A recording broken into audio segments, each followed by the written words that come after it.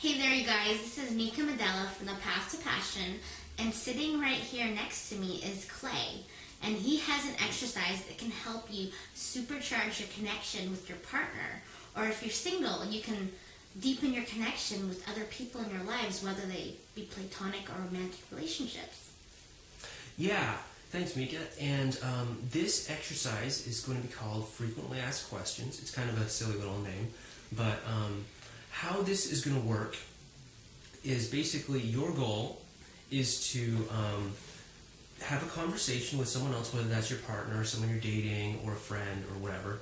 And your goal is to have this conversation last for 10 minutes, and you also have to only ask questions, okay? So anything that you say to them is going to be just a question, and then they're going to answer back.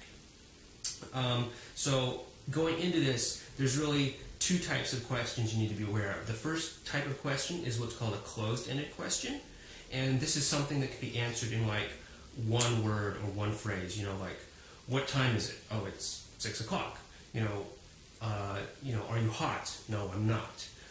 Where are you going? I'm going downtown. These are like closed-ended questions, and these are the kinds of questions that you want to avoid. You can ask these questions sometimes, but too many of them in a row, it's going to start to feel like an interrogation. If I were to just ask Mika, like, what's your favorite color? Blue. What time did you wake up? What did you have for dinner? What did you have for breakfast? Where are you going? How much money do you... it's just going to start to feel like this interrogation. It's not going to create that sort of connection. But the second kind of question, the one that you're going to want to try to ask more of, are what's called open-ended questions. And these questions are questions that somebody has to really think and really start to share more of themselves in order to answer. These questions would be things like, how did you feel when you got that promotion? Or what's the thing that you like the most about spending time with your sister? These questions really have the person share more of themselves and more of their experience when you're asking them. And just to butt in, this is something that I've struggled with in the past.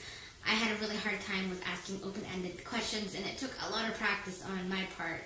So I just want to let you know that if you're having a hard time doing this exercise at first, don't beat yourself up over it.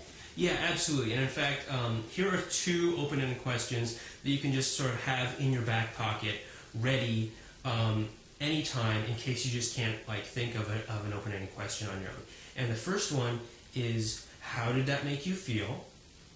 And the second one is, what was that like?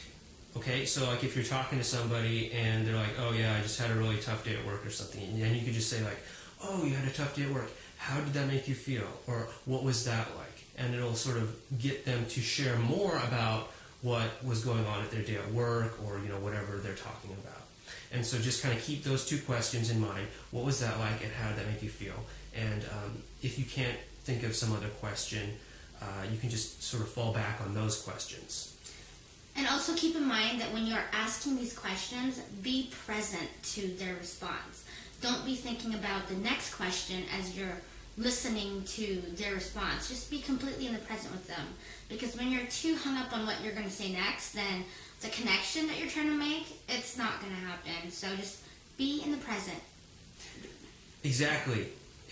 And so what we're going to do now is we're going to demonstrate this exercise. Again, the rules of this exercise are you can only ask questions, preferably open-ended questions, and the goal is to do this for 10 full minutes. And you can consider yourself as winning this game is if after 10 minutes you still want to ask more questions, or if as you're doing the exercise you keep having these urges to be like, oh, me too, I totally know what you're talking about. And what you want to do, if you're doing this exercise, you want to try to keep away from that. But if you're just having a conversation with someone in real life, you can absolutely just be like, yeah, me too, I totally know what you're talking about the other day, blah, blah, blah. But we're going to demonstrate this right now, and we're not going to do a whole 10 minutes just because that could get a little bit boring for y'all out there watching. We're just going to do a short, abridged version of this. And just for the purpose of this exercise, I'm going to ask him questions no matter how many times I want to take that conversation and just go off on a tangent and just, talk. But for the purpose of this exercise, I'm just going to ask questions, and that's that. Okay. Are you ready to go? Yeah, I'm ready. All right, so Mika's going to ask me questions for this exercise. Okay, Clay, so tell me, how are you feeling right now in this moment? Right now I'm actually feeling a little bit excited. It's been a while since I've done anything on camera, so I thought I would be a little bit nervous, but this is actually going a lot more smoothly than I thought it would, so I'm actually excited. That's good. So lately I've been on the spotlight when it comes to the path to passion. How does that make you feel, kind of being on the sidelines these past few days? To be honest, it makes me feel really comfortable. Yeah. Yeah, it's nice to be able to just kind of sit in the sidelines and not have to really put myself out there. Yeah, it's pretty easy, huh? Yeah, so, it's pretty easy. So Clay, let's see, I'm drawing a blank here. This is kind of tough. What are those two fallback questions? How's your weekend going so far? Yeah, my weekend's going pretty good. For those of y'all out there, I don't know when you're getting this video, but today in real life time is Sunday. But my weekend's going pretty good. We got a little bit of an early start on Friday, and we got to hang out. We actually had a lot of fun on Friday, so that was really cool. And then this morning we got up early, uncharacteristically early. We both love to sleep on the weekends.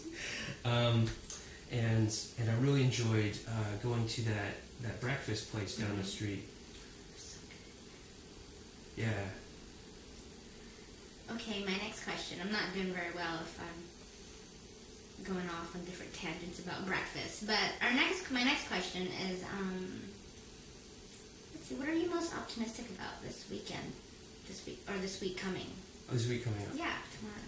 Well, I've got a lot of things that I've been working on, a lot of projects, and I've had a lot of breakthroughs on those.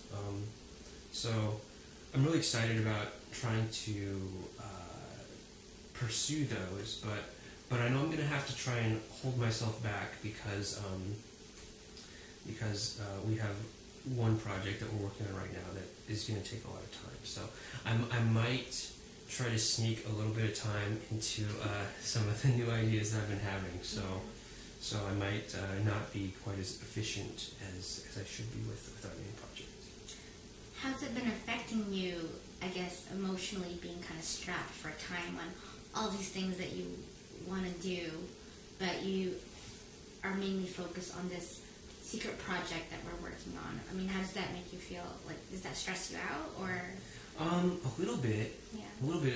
It makes me, maybe it's just like a guy sort of masculine thing, but it makes me really thirst for the completion of this project that we're working on, just so that I can have all these opportunities and options open to pursue in the future. Mm-hmm.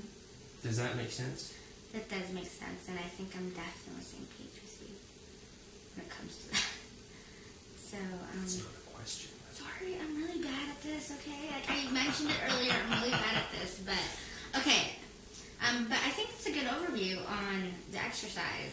Yeah, again, so, try to go 10 minutes. Try to ask only questions to your partner or to your friend or whoever you're talking to. And just as a default fallback question, try out either, how does that make you feel, or what was that like, okay? Alright, so why don't you go ahead and try this out with your partner, with someone you're dating, with a friend or a coworker. Just be like, hey, let's go out to lunch. And while you're out there, just ask them questions. How's your day going? Stuff like that. And let us know how this exercise goes. If you let us know any sort of results you get, let us know if you're getting any sort of increased connection between you and your partner or whoever you're doing this with. We'd love to hear feedback about how this is affecting your interactions, and I sincerely hope that this helps you. And I also want to add one more thing. Be genuinely curious about the response that they're going to be answering. I mean, be genuinely curious about their response. Yeah. And their experience of the world, because if you're just kind of like, yeah, yeah, I mean, it's... Yeah, you don't want to be like, oh yeah, tell me more about your 401k. Yeah. I would like to know more about the stocks that you're going to buy when you get... Just be genuinely curious about what they're going to say, and be 100% in the present moment, and that's just going to supercharge that connection right there. Yeah. Okay, so thanks for watching this video, and again, we sincerely hope that you take action and use this information, and if you have any results that you'd like to share, we'd love to hear them. Thanks again. Thanks.